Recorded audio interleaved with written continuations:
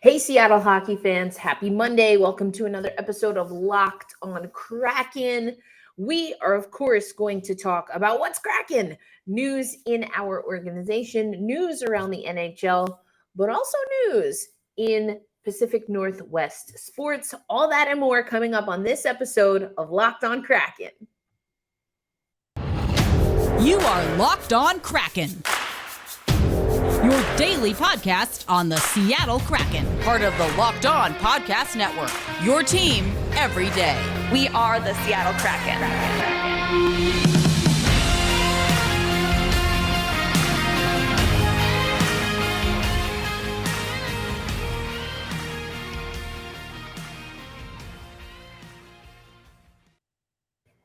Hey, what do you say, Seattle hockey fans? Erica L. Ayala. I am your host of Locked on Kraken. Today's episode is brought to you by Bet Online. Bet Online has you covered this season with more props, more odds, and more lines than ever before. Bet Online, where the game starts. We're going to go over some of those odds in another sport that you might be interested in as we are in the summer months. But as promised, we're going to get into what's cracking. The Seattle Kraken made some news, or made some moves, I should say, that made some news. We talked about that. Andrei Burakovsky, we got Shane Wright to an entry-level deal. We talked about all of that. We had our Firebirds conversation on Friday with Jessica Campbell and talked about some of their moves.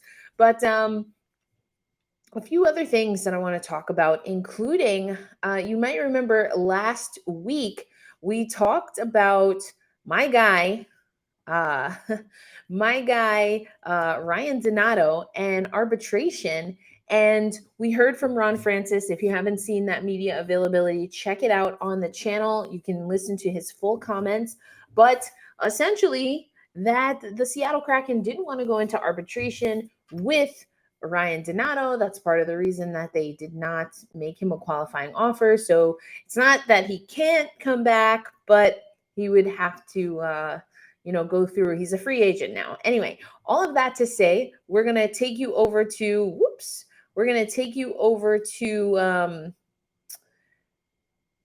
Kraken season. I talk about this account on Instagram a lot, but RFA Morgan Geekie filed for salary arbitration. So the NHL put out a list of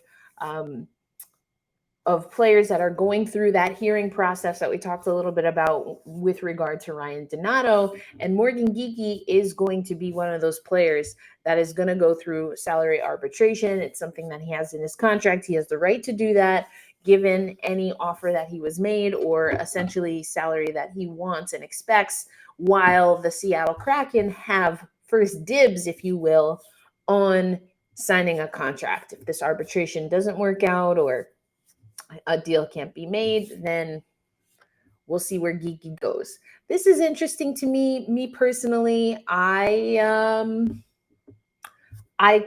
could go with or without Morgan Geekie. So we'll see what happens. I think that even with some of the moves that we made, looking at some of the contracts that we have for forwards, we have a lot more centermen in pool than I thought we would grab and take. Geekie's not one of them, but I'm just speaking more generally speaking. I think there's a need that Geekie doesn't necessarily fill. I think the Seattle Kraken still have a lot of work to do defensively.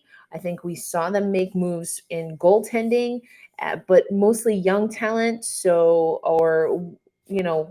Limited contracts. I think that's more of a Band-Aid than a long-term solution. But some of that, I think, speaks to perhaps giving Drieger the benefit of the doubt, seeing if he can come back from this injury. And, we have him on contract. So anyway, I think there's still some moves to be made. Another report that I wanted to go to, and this is coming from Elliot Friedman, but I'm going to take you once again to Kraken season. And I've been hearing this a lot. This being that Shane Wright has an attitude problem. Of course, we know the glare. And if you kind of follow the timeline, at least as I recall, it was Ron Francis that cleaned up that whole glare. He was looking at Montreal, and then Shane Wright followed suit. I don't know that I necessarily buy that he wasn't staring at the table. I'm not sure that we can prove definitively that he was. Of course, he's going to say that he wasn't. But you have an attitude problem. I mean, I've been kind of telling you, right? If you listen to the show, first of all, if you're a longtime listener to the show, thank you. But you know that right before the draft, I kept on, whether it was on Fubo or whether I was on traditional TV, this movie Draft Day starring Kevin Costner was cut, and there was this presumptive number one pick. Everyone knew he was going one, solid player, and all of a sudden he starts dropping. And that's what happened with Shane Wright. I'm not surprised to hear that some folks said it might be an attitude. Am I mad that the Seattle Kraken took him? Listen, how do I want to phrase this? There have been very egregious things that athletes in the National Hockey League have been associated with, and some that have been proven to be involved in certain things that I find much more egregious than being late or having an attitude, generally speaking. If you catch me on any given moment in any given day, I probably have an attitude. Does that make me a bad person? I don't think so. It makes me irritable in whatever snapshot moment that you caught me. And I am not, I don't want to make excuses for the kid. I don't know the guy. I can't speak to his character. I do know that the Seattle Kraken, though, have prioritized character. So if this guy does have an attitude problem, I'm very curious to see how the Seattle Kraken handle it. If it's just being something that's overblown, I mean, as far as I know, he hasn't violated the privacy of someone that he was intimate with. He hasn't, had a gambling problem, et cetera, et cetera. He has not been involved in any sexual assault charges. These are all things that unfortunately are very common in hockey. And yet we still see players and coaches remain and sometimes even get promoted. So it's a little bit difficult for me to get really worked up about him having an attitude problem when hockey has a lot of other problems other than bad attitudes that they should handle, such as blatant racism or sexism or, again, sexual assault. So I really don't want to make this sound like I'm making excuses for the kid. I can't vouch for him. I don't know the guy. Never spoke to him. Can't vouch for the guy. So I'm not going to do that. Why would I do that? I don't know him. If he got an attitude problem, well, here's hoping there's someone on the Seattle Kraken that can fix it. Got dropped down a few pegs, but the Seattle Kraken obviously want him. So now the franchise, if he does have a problem, if this is something that's a problem, they're going to have to figure out how to balance it. Because they say they're good people, that's what they want, and they've been building a blue collar team. But if this is their blue chip, how are they going to handle that with a young kid? All I know is he better come correct, and by that I mean scoring, assisting, and setting us up to win games. Because we got to be at 500 or better, folks. That's all I know. And so they're going to have to figure out how to handle that if this indeed is a problem. But all things considered, I'm not getting worked up about it. All right, coming up next on Locked On Kraken, let's take you to some of that hockey news, what's happening in the NHL, which of course could impact the Seattle Kraken as we figure out who are some of the restricted free agents available, who are some of the unrestricted free agents available. And then I want to take you to Seattle sports news, some very interesting developments. We're going to take you over to our friends over at Locked On Mariners in particular. But right now, I want to tell you about Bet Online. Bet Online is your number one source for all your sports betting needs and information. You can find all the latest sports development, league reviews, and news, including, of course, Major League Baseball. We're going to get into that in just a little bit. It's your continued source, Bet Online that is, for all your sports wagering information, including live betting, esports, and scores. So head to the website today. You can use your mobile device, your tablet, your laptop, your desktop, whatever you got, and learn more about the trends and action in your favorite sports or about your favorite sports folk. Bet Online, where the game starts. So before we get into what's happening in hockey news, I want to take you to Ty Nelson. He's our guy, so we're going to continue on with some Kraken news here. But our guy, he is our 68th overall pick in the. All right, so we talked about Bet Online. I'm going to go over some MLB odds for Bet Online. I'll show you that real quick. But before to the hockey news in the NHL, I also want to take you to Ty Nelson. So you can watch this full availability over at our YouTube page. Make sure you subscribe so that anytime we have media availability and we put those videos up, if we have some breaking news, we'll put some videos up. And of course, whenever we have a new episode, you will get notified. So not only subscribe, but hit that little bell so that you know when we have a new video. But I want to take you to our 68th overall pick, Ty Nelson. We're going to hear from him in media availability, and then we'll come back because he did some content for the social team as well. No, it's fantastic. I mean, especially coming in as a new guy, having all the OHL guys like Shane, Dave, Tucker, all those boys, it makes it a lot easier during the week. It just makes the week a lot simpler, and then especially knowing those guys for a while, it's a lot more fun to have your buddies around.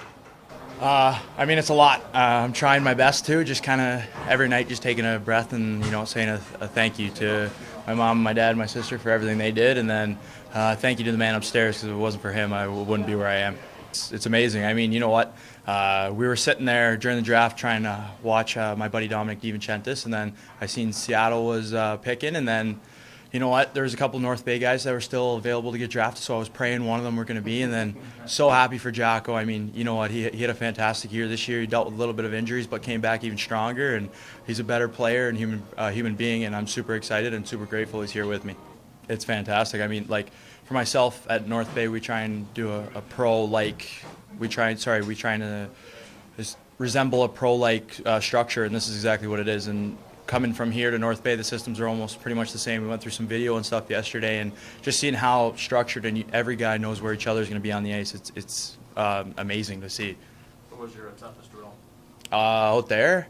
I mean, you know what? I don't count them as tough, but they're just all fun, and it just gets rated on the fun meter. So, yeah, they're all great.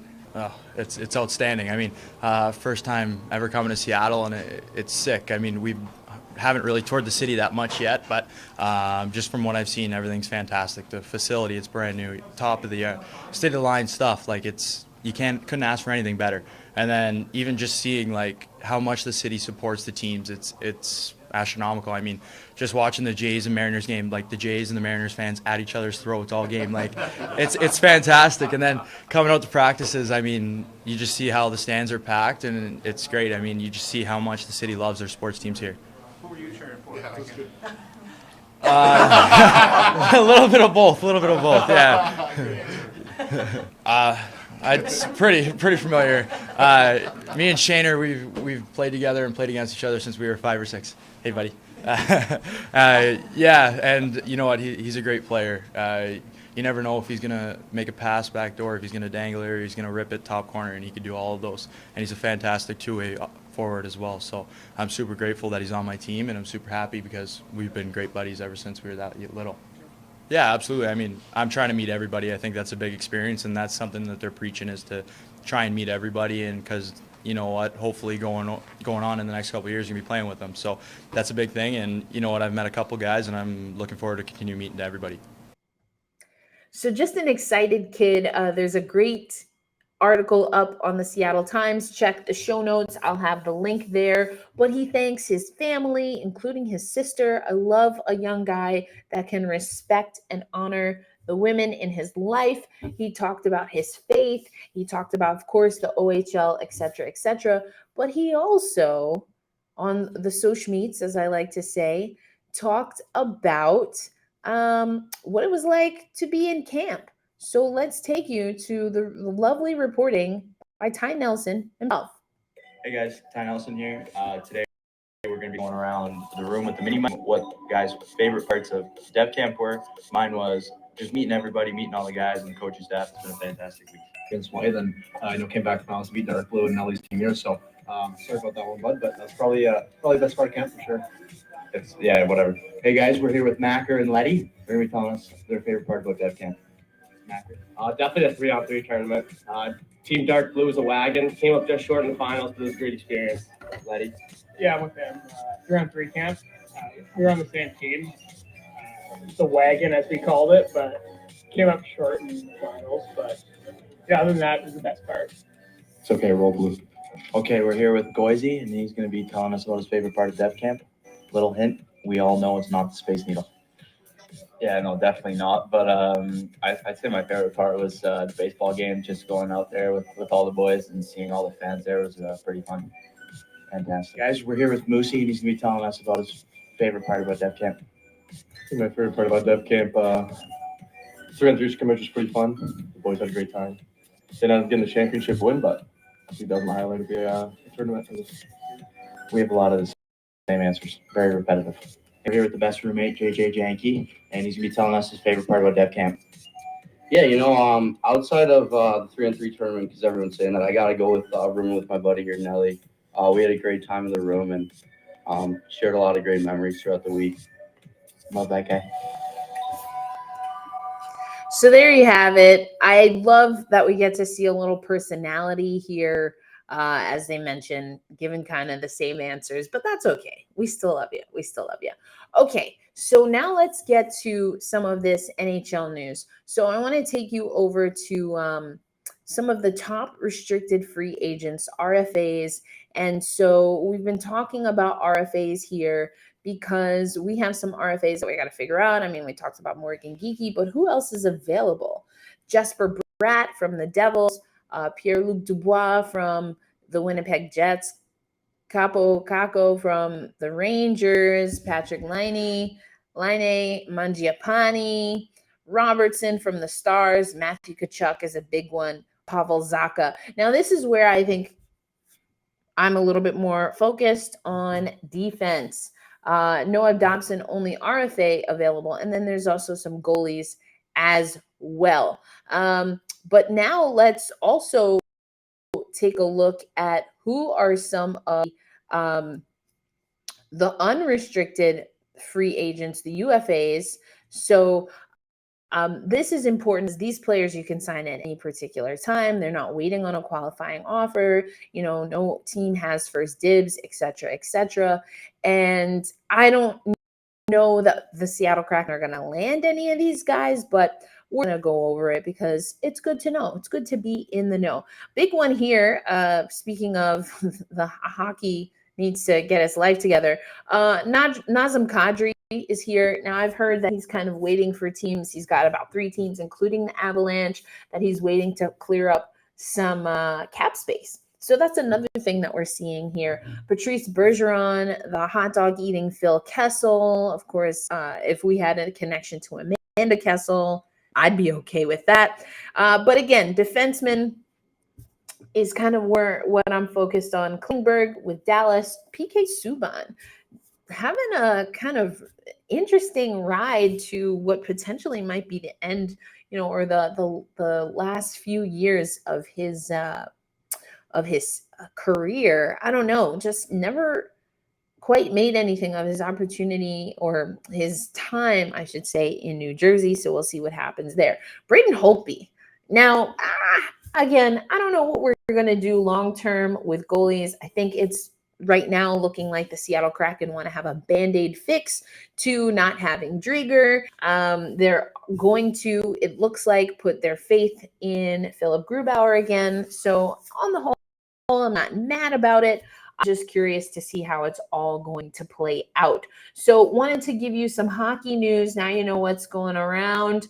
Coming up next on Locked on Kraken, we're actually going to talk a little bit about the Seattle Mariners and, some of the magic that they're bringing to the Emerald City. Also, OL Reign had a very important, addition to their roster, made her debut with the OL Reign, veteran of the National Women's Soccer League, and of course, the national team as well. We'll talk about that coming up on Locked on Kraken. So if you happen to be a Seattle Kraken fan, maybe you follow other Seattle sports, but Tobin Heath was signed by the OL Reign. I might have talked about that, or it might have been talked about on one of those lost episodes. Hate when that happens. But thank you so much for tuning in to this episode of Locked On Kraken. I'm your host, Erica L. Ayala, and I want to talk about the OL Reign. Tobin Heath made her debut for the OL Reign. Tobin Heath has been with the national team, Olympian, World Cup champion, all of the things, was playing overseas and returned to the National Women's Soccer League, made her debut with the OL Reign, only played a handful of minutes as she, has been not in regular competition. That was something that head coach Laura Harvey of the OL Reign talked about, wanting to work her in. But after the game, Tobin Heath talked about that it was good to get some time, like an on-ramp, but getting in the game felt good, looking toward more minutes. OL Reign dropped that game to Kansas City. It was Lola Banta who got a PK shot on, got the lone goal in the match on a PK. I was actually calling that game. It was a pretty exciting game. I think OL Reign is, they have a lot of really good pieces. And with Tobin Heath back, we'll see what they're able to do. But I also want to take you to the Seattle Mariners. And first, let's go over to the Seattle Mariners from a few days ago, and then I'll keep you updated on this news. Well, all good things must come to an end, but not tonight. This is Tobin Gonzalez, host of the Locked On Mariners podcast. The Mariners have won their 11th game in a row as chaos ball continues to be alive and well in the best way possible. This was one of the most 2021 wins the Mariners have had all season as they claw their way back from down 4-0 and then 5-1 to stun the Texas Rangers by a score of 6-5 on Thursday night down in Arlington.